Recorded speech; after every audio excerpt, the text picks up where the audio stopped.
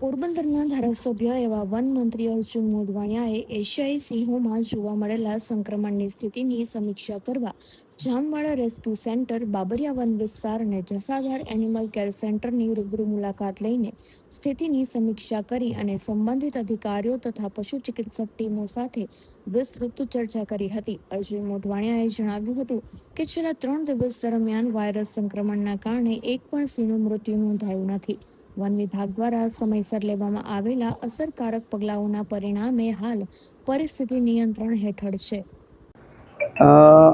આજે જામવાડા ખાતે અધિકારીઓને સાથે મળીને અહીંયા જે થોડા સિંહ બાળના મૃત્યુ થયા હતા એ બાબતે માહિતી મેળવી અને આ રેસ્ક્યુ સેન્ટરની અંદર જે થોડા બીમાર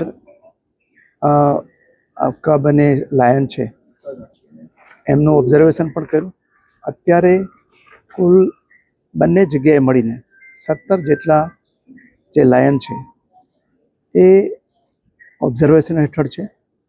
છેલ્લા 3 દિવસની અંદર કોઈ પણ અઘટિત બનાવ બન્યો નથી અને એ સિવાય બીજા વિસ્તારો જે છે આજુબાજુના એ વિસ્તારોના સિંહ અને સિંહ પરિવારોને એ પણ ઓબ્ઝર્વેશનમાં છે.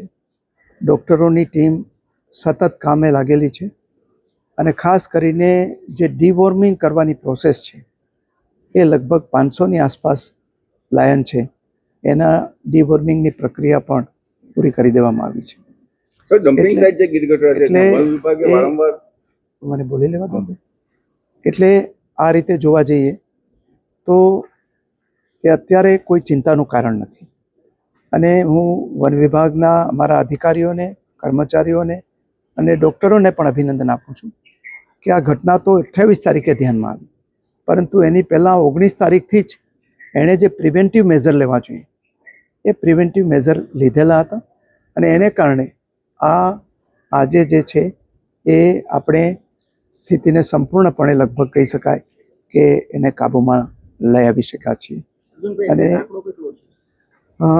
આંકડો મેં કહ્યું એમ 3 દિવસમાં કોઈ વધ્યો નથી. અગાઉ જે 8 મૃત્યુ થયા હતા બીમારીને કારણે, એ 8 સિવાયના હજી કોઈ બીજા વધારાના મૃત્યુ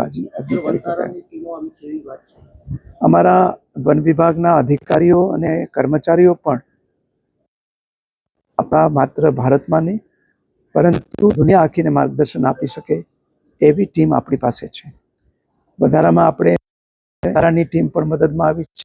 એના ડૉક્ટરો પણ આપણને મદદ કરી રહ્યા છે અને એ રીતે અત્યારે જે સ્થિતિ છે એ સ્થિતિની અંદર આપણે કોઈ ચિંતાનું કારણ નથી.